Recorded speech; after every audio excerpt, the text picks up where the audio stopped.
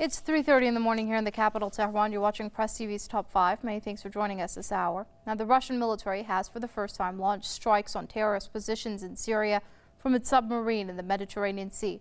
The defense ministry said the military has used Calibre cruise missiles to target 2 Daesh strongholds around the Syrian city of Raqqah. It added that the missiles have damaged ammunition warehouses and mine production plant. Russian warships based in the Caspian and Mediterranean seas fired missiles at Daesh's positions in Syria in late November. Moscow has also been conducting airstrikes against terrorists in Syria since September the 30th. The air campaign began after a formal request from Damascus.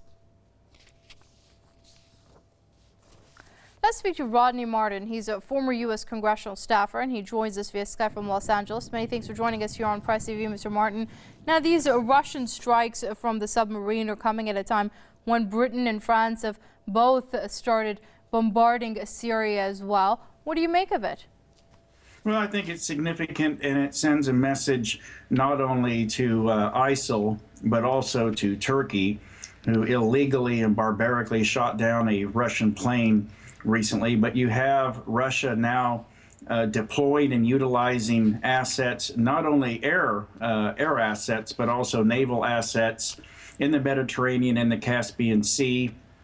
It sends a message to ISIL that Russia is going to amp up its deployment of military equipment, specifically from the air and from the sea. It also tells Turkey that it had better stand down on these brazen, provocative attempts to basically test the waters for a no-fly zone over Syria, with Russia now deploying additional resources in the region to safeguard its pilots that are really fighting terrorism while Turkey lies and supplies ISIL. So I think this is significant. It tells the West who the real fighters of terrorism are. The United States and the West have not deployed this type of assets and resources to fight ISIL. Quite the contrary, they've been supplying ISIL.